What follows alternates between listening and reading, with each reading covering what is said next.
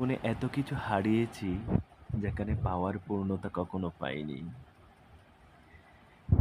এতটুকু আশ্বস্ত হওয়ার পর্যন্ত হতে পারিনি কিছু ফিরে পাবো বলে। এত কিছু হারিয়েছি যা পাবার সম্ভাবনা বলতে কিছু নেই। হয়তো নিজের স্বপ্নগুলো হারিয়েছি, আর না হয় হারিয়েছি বাস্তবতার নতুনত্বের ধারাবাহিকতা।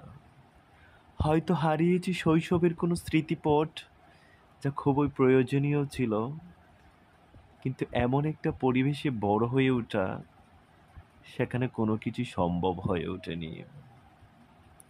হয়তোবা আমাদের স্কুল জীবনের ধারাবাহিকতা এমন কিছু স্বপ্নপূরণের অঙ্গীকার ছিল, যা পারিবারিক সামর্থ্যের জন্য হয়তো যোগ্যতাশীল হয়ে উঠতে পারিনি।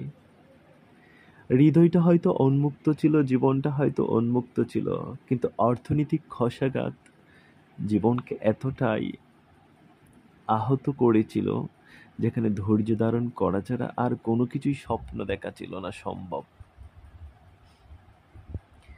আমি জানতাম আমার গতিশীল জীবনের মাঝে এমন কিছু সময় এসে দাঁড়াবে আমার পাশে, যেখানে আমি অথবা আমার স্বপ্নগুলো কখনো সাধক হতে পারবে না আমার জীবনে।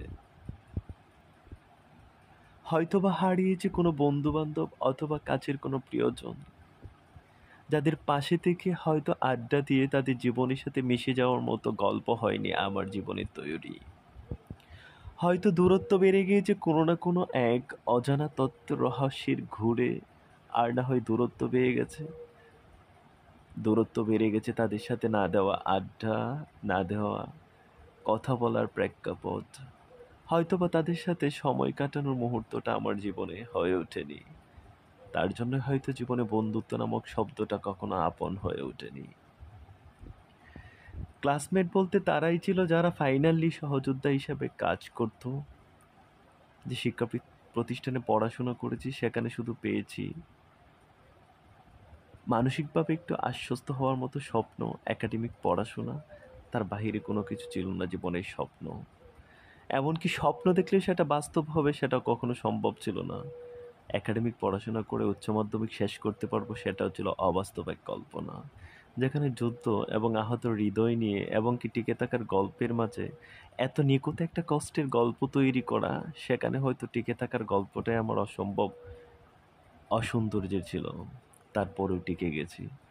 পাশে যখন থাকে আশ্রয়ের একটা ছায়া, সেই আশ্রয়ের ছায়াটা যখন সাহস হয়ে দাঁড়ায়, তখনই টিকে থাকার গল্পটা হয় যে সুন্দর, যতটাই কুৎসিত থাকুক না